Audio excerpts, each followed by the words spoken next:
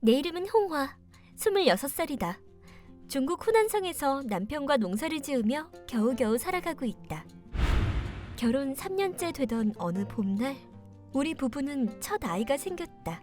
부디 건강한 아이가 태어나길. 맞아. 건강하기만 하다면 더 이상 바랄 게 없어. 말은 이렇게 했지만 사실 우리들의 본심은 달랐다. 우리들은 자급자족하는 농민이기에 노후 생활이 보장되어 있지 않다. 여보, 만약 여자아이면 어떡하지? 그러게. 노후를 생각한다면 가업을 이을 수 있는 남자아이였으면 좋겠다는 것이 솔직한 심정이었다. 만약 태어난 아이가 여자라고 해도 아이를 더 낳으면 되지 않느냐고 생각할지도 모르지만 이제부터 한 자녀 정책을 실시한다.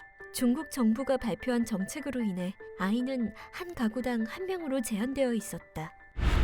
한 자녀 정책이란 엄격한 인구 조절 정책이다. 부부는 원칙에 따라 2명 이상의 자녀를 가질 수 없다.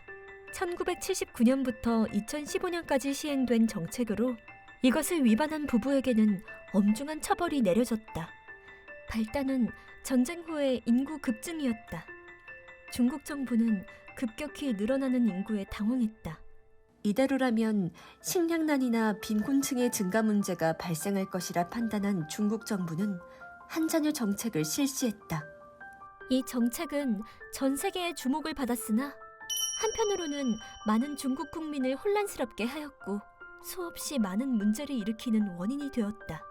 중국에는 우리 부부 외에도 많은 농가가 있다. 남자아이는 15살이 되면 귀중한 노동력이 되어 늙어가는 부모를 부양한다.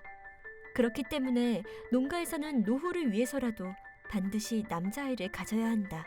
언젠가는 시집을 가버리는 여자아이 한 명만 가진다는 것은 상상할 수 없는 일이다. 만약 2명 이상의 아이를 낳았을 경우에는 처벌이 매우 무겁다. 벌금 1200만 원 낼 각오는 됐겠지? 제발 봐주세요. 빨리 내놔.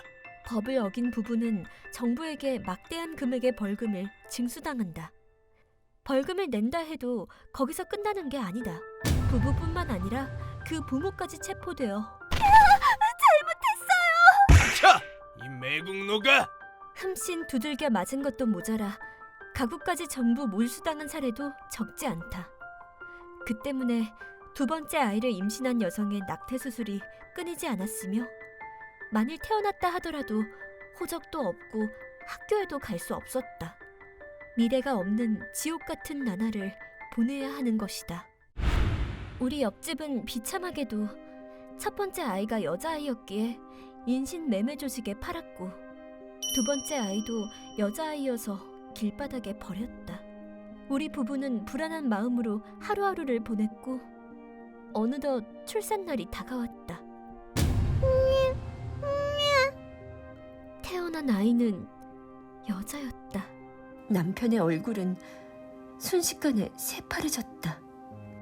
우리에게는 가업을 이을 아이가 필요하기에 남자아이가 아니면 안 된다. 하지만 나는 이 아이의 엄마, 여자아이라 해도 사랑하는 내 아이다. 그러나 다음 날 여보, 마음은 아프지만 이 아이 팔자. 여자아이면 언젠가 우리 다 굶어 죽을 거야. 남편은 갓 태어난 딸을 인신매매 조직에 팔자고 했다.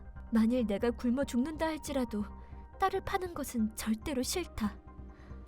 하지만 장래를 생각하면 남편의 선택이 옳다는 것도 알고 있다.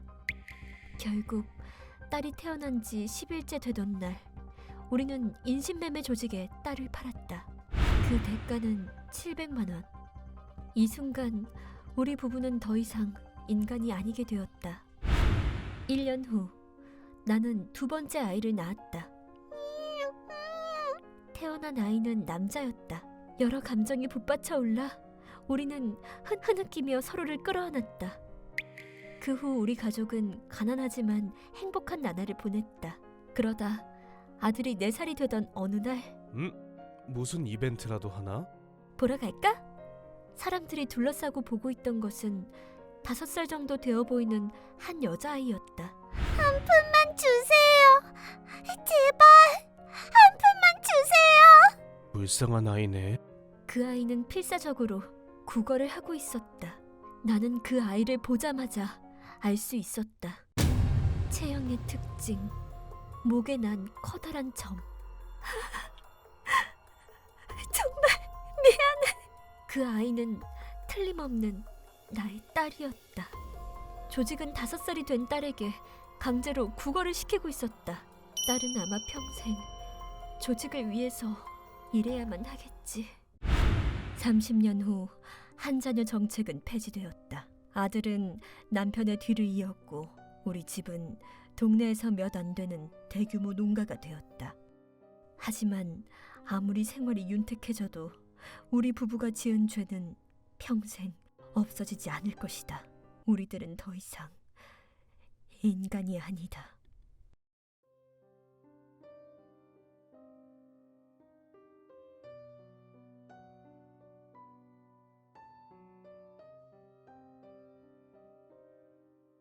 휴먼버그 대학교에서는 인간이 버그를 일으켜버린 순간의 사건들을 여러분들에게 소개하고 있습니다. 예전 영상들도 꼭 한번 보시기